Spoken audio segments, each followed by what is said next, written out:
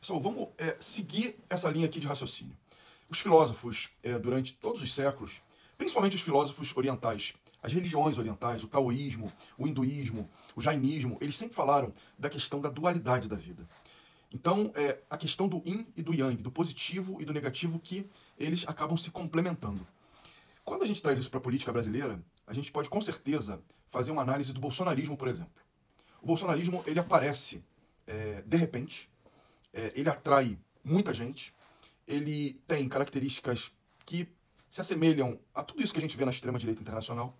Só que, no entanto, se você pegar essa filosofia oriental da dualidade, você pode dizer que o bolsonarismo ele trouxe alguma coisa de positivo. E aqui, na minha concepção particular, é o seguinte: é o fato de que as classes sociais que estão ali na base da pirâmide social, elas começaram a se interessar por política. Então, hoje em dia, você para num bar, as pessoas, elas falam menos de futebol. E você vê elas conversando sobre política. Você entra num táxi e os taxistas tiveram, né, no final, ali na reta final da campanha última do Bolsonaro, uma ajuda do Bolsonaro. Então, 90% dos taxistas são bolsonaristas. E eles gostam de puxar o assunto política.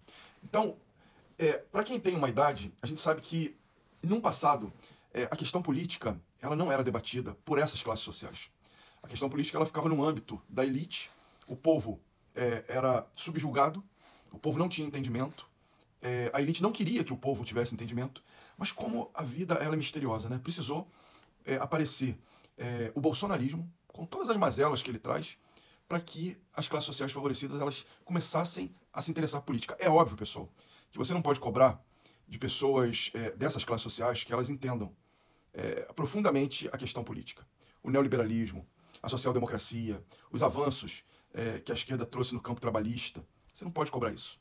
Mas o fato de somente ter pessoas que estão ou de um lado ou de outro e que elas, dentro da polarização, elas criam uma espécie de fricção, então elas debatem com o intelecto que elas têm, com as capacidades que elas têm.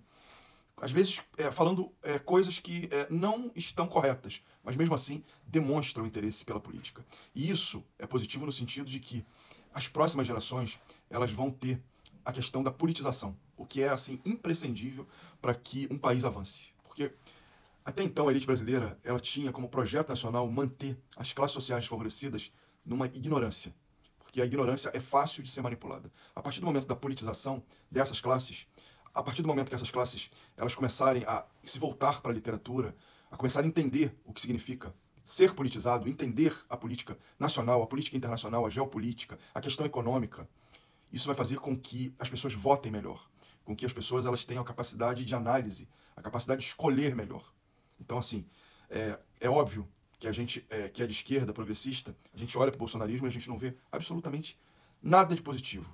Mas aí eu vou abrir aqui, somente nesse momento, uma exceção. Se o bolsonarismo ele tem algo de positivo, foi trazer o pobre, o periférico, para dentro do debate. Por mais que ele não entenda do que ele está debatendo. Mas ele vai fazer com que as próximas gerações elas se tornem politizadas. E isso, pessoal, é muito importante. Não tem como desenvolver um país política, social e economicamente sem o entendimento da engrenagem social, econômica e política de um país.